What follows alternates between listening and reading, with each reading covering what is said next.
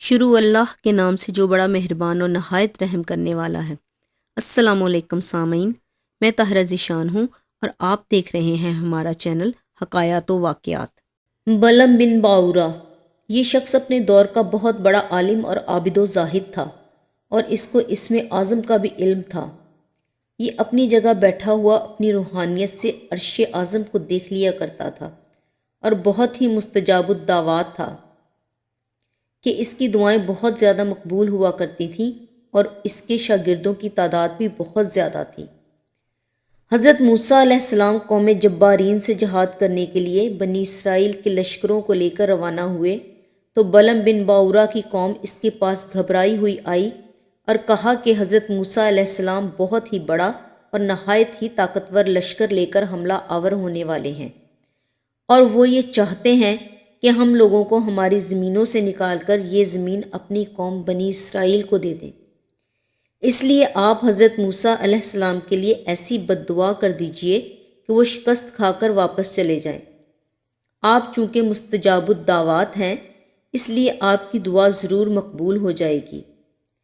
یہ سن کر بلم بن باورا کانپ اٹھا اور کہنے لگا کہ تمہارا برا ہو، خدا کی پناہ، حضرت موسیٰ علیہ السلام اللہ کے رسول ہیں اور ان کے لشکر میں مومنوں اور فرشتوں کی جماعت ہے، ان پر بھلا میں کیسے اور کس طرح بد دعا کر سکتا ہوں؟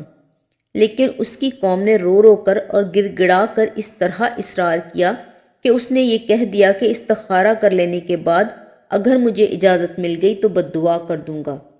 مگر استخارہ کے بعد بھی جب اس کو بد دعا کی اجازت نہیں ملی تو اس نے صاف صاف جواب دے دیا کہ اگر میں بد دعا کروں گا تو میری دنیا اور آخرت دونوں برباد ہو جائیں گی۔ اس کے بعد اس کی قوم نے بہت سے گراں قدر ہدایا اور تحائف اس کی خدمت میں پیش کر کے بے پناہ اصرار کیا، یہاں تک کہ بلم بن باورا پر حرص اور لالچ کا بھوت سوار ہو گیا، اور وہ مال کے جال میں پھنس گیا اور اپنی گدی پر سوار ہو کر بد دعا کے لیے چل پڑا۔ راستے میں بار بار اس کی گدی ٹھہر جاتی اور منہ موڑ کر بھاگ جانا چاہتی تھی، مگر یہ اس کو مار مار کر آگے بڑھاتا رہا، یہاں تک کہ گدی کو اللہ تعالیٰ نے قوت گویائی عطا فرمائی اور اس نے کہا کہ افسوس اے بلم بن باورا، تو کہاں اور کدھر جا رہا ہے؟ دیکھ میرے آگے فرشتے ہیں جو میرا راستہ روکتے اور میرا منہ موڑ کر مجھے پیچھے دھکیلتے ہیں۔ اے بلم، تیرا برا ہو، کیا تو اللہ کے نبی اور مومنین کی جماعت پر بد دعا دے گا؟ گدی کی تقریر سن کر بھی بلم بن باورا واپس نہیں ہوا، یہاں تک کہ حسبان نامی پہاڑ پر چڑھ گیا اور بلندی سے حضرت موسیٰ علیہ السلام کے لشکروں کو بغور دیکھا، اور مال و دولت کے لالچ میں اس نے بد دعا شروع کر دی۔ لیکن خدا کی شان کہ وہ حضرت موسیٰ علیہ السلام کے لیے بد دعا کرتا تھا، مگر اس کی زبان پر اس کی قوم کے لیے بد دعا جاری ہو جاتی تھی۔ یہ دیکھ کر کئی مرتبہ اس کی قوم نے ٹوکا کہ اے بلم، تم تو الٹی بد دعا کر رہے ہو۔ تو اس نے کہا کہ اے میری قوم، میں کیا کروں؟ میں بولتا کچھ اور ہوں اور میری زبان سے کچھ اور ہی نکلتا ہے۔ پھر اچانک اس پر یہ غضب الہی نازل ہو گیا کہ ناگہاں اس کی زبان لٹک کر اس کے سینے پر آ گئی۔ اس وقت بلم بن باورا نے اپنی قوم سے رو کر کہا کہ افسوس، میری دنیا اور آخرت دونوں برباد ہو گئیں، میرا ایمان جاتا رہا اور میں قہر قہار و غضب جبار میں گرفتار ہو گیا۔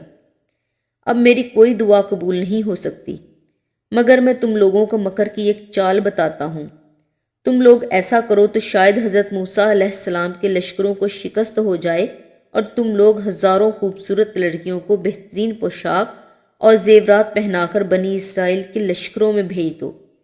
اگر ان کا ایک آدمی بھی زنا کرے گا تو پورے لشکر کو شکست ہو جائے گی۔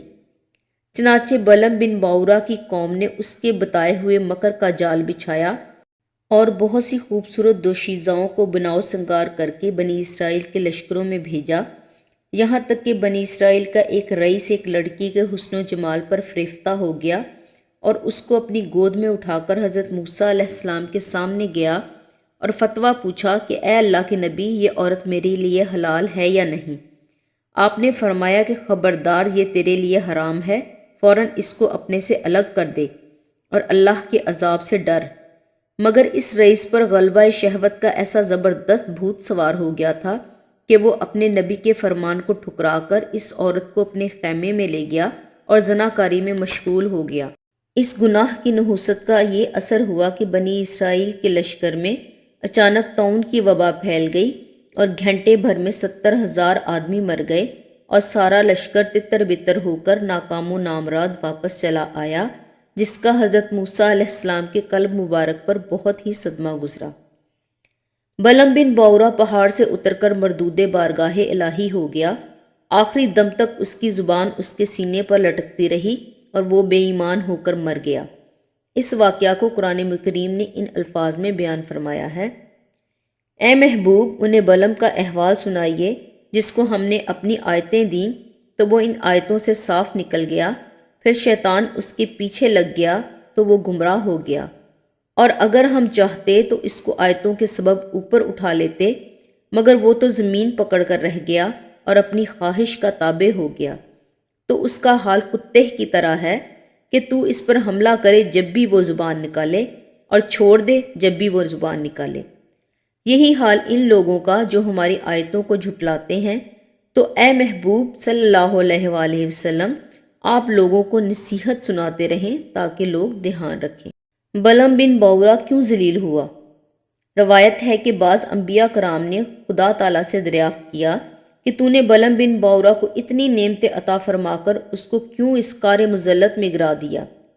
تو اللہ تعالیٰ نے فرمایا کہ اس نے میری نعمتوں کا کبھی شکر ادا نہیں کیا۔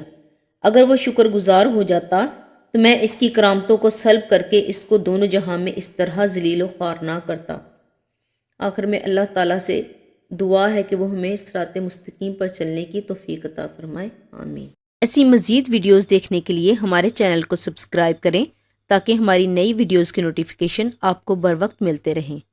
ملتے ہیں پھر کسی نئی ویڈیو کے ساتھ، تب تک کے لیے اللہ نگہبان۔